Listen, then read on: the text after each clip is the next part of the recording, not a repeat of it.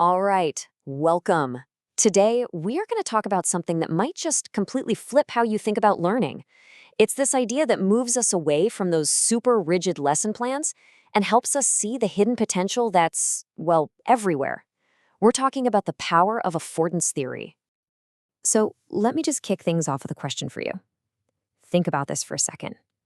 Is your lesson plan, or maybe the way you were taught in school, is it actually getting in the way of real, genuine learning? I know, it sounds a little crazy, but it really gets to the core of the huge challenge in education today. So let's start by digging into what's wrong with the old way of doing things. We're going to look at that traditional outcome-based teaching style. The one that can sometimes feel more about hitting the teacher's checklist than what's actually happening for the learner. Yeah, think about it like this. A traditional lesson plan, it's almost like a contract, right? Did the students meet the teacher's goals, yes or no?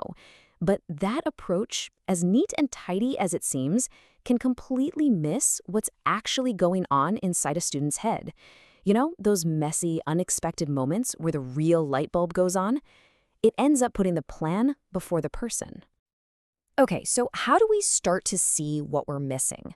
Well, this is where the work of researcher Kwong and Nguyen comes in, and he uses this brilliant metaphor to explain it. He basically argues that the stuff we can easily see and measure, that's just the very, very beginning of the story. And here it is. He calls it the iceberg of reflection. And what it shows is that the thing we usually focus on, the final outcome of the lesson, is literally just the tip. All the deep, meaningful learning, that's happening way down below the surface, totally out of sight. So right at the top, sticking out of the water, you've got the descriptive level. This is just stating the facts. The students finished the assignment. They took the test. And honestly, most outcome-based teaching just stops right there. It never gets any deeper than that. But if we go just a little bit deeper, just below the surface, things start to get way more interesting. This is the dialogic level. This is where we start asking why. Why did some students find that so easy while others struggled? What could we have done differently?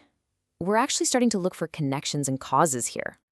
And then if you go even deeper, you hit the transformative level. This is where those why questions actually lead to real meaningful change. It's about taking those insights you've gained about your learners and using them to totally reshape your approach for the next time. And then, way down at the bottom, you find the deepest, most powerful level, critical reflection. This is where we're not just trying to improve one little lesson. No, this is about questioning the entire system. Why do we just assume this is the best way to teach? Are the common sense rules of the classroom actually holding people back? Big questions. So the big question is, how do we actually see what's below the surface of that iceberg? How do we get to those deeper levels? Well, the key is a concept that Kwong and Wing has done so much incredible work on, the theory of affordances. Okay, so what in the world is an affordance? It sounds complicated, but it's actually pretty simple. An affordance is just a potential opportunity for action. It's not about what's written in the lesson plan, it's about all the different possibilities for learning that are just sitting there in the environment, waiting for someone to notice them and use them. It's a huge mindset shift from planning to just seeing potential.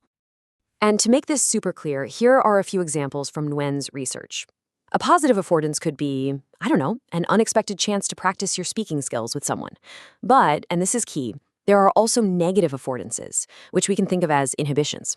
Things like the fear of failing a test, or maybe cultural norms that make a student hesitant to speak up. A really great teacher and a really great learner learns to see both. Now, this whole theory is already super powerful for any learning situation, right? But it becomes absolutely crucial, non-negotiable, when we start talking about the future of education, learning with AI.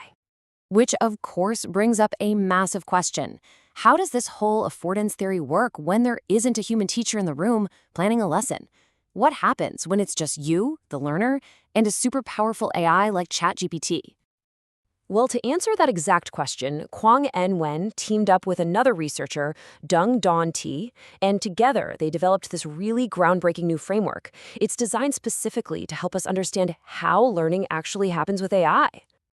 So, what they came up with identifies 5 key dimensions of affordance, and the best way to understand them is to see them in action. So, we're going to explore them through the real stories of 4 different learners who were using ChatGPT. Okay, let's quickly walk through their 5 dimensions. First up, you have perceptibility, which is just, can you even see the opportunity in the first place? Then there's valence. What's your gut feeling about it? Is it good or bad? Third is intentionality. Did you go looking for it or did you just kind of stumble on it? Number 4 is compositionality. Is it just one simple action or is it a bunch of complex things layered together? And finally, normativity. Basically, does it feel normal or okay to do? Let's kick it off with perceptibility. Because look, an opportunity is completely useless if you don't even know it exists. Take Ben, who was a more cautious learner. He saw the corrections the AI was giving him, sure, but he didn't perceive the affordance, the possibility of asking for more corrections. To him, that opportunity was just invisible. All right, next up is valence, and this one is all about the feeling attached to the opportunity. For Ben, getting corrected actually had a negative valence. It made him feel nervous, like he wasn't as good as he thought. So even though the chance to learn was right there, that negative feeling was a huge barrier. And this is such a critical insight from their work.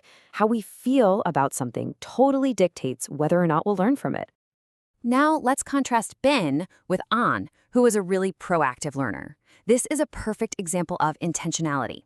See, she didn't just wait around for learning to happen to her. She went out and grabbed it. She actively told the AI, please correct my mistakes. She intentionally created that opportunity for feedback. And this quote from An is just a fantastic illustration of compositionality. She wasn't just doing one simple thing. She started layering different affordances on top of each other, first asking about language, then about culture, and then combining them into this incredibly rich, complex learning experience that she basically designed herself on the fly. And finally, we have normativity. And wow, this one is huge. Ben could see the opportunity and he knew it could be useful, but his own social norms held him back. It just felt impolite or weird to be so direct and demanding with the AI. This just goes to show you how our own sense of what's normal can literally stop us from grabbing a learning opportunity that's right in front of our faces. Okay, so when you put all of this together, what does this powerful theory of affordance, especially the way Kwong and Nguyen Nguyen and Dung Duan TT have applied it to AI, really mean for us as learners? Well, here are the big things to take away. First, and maybe most importantly, accept that the best learning is often messy and unplanned.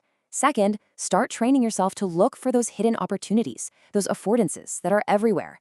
Third, really pay attention to your feelings and beliefs. That sense of valence and normativity, it has a massive impact on what you're able to learn. And finally, don't just take the opportunities you see. Start being proactive like An and combine them to create something even richer. So I'll leave you with this to think about.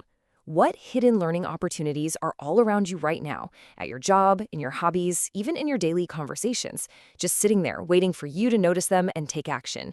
Thanks for joining me for this one.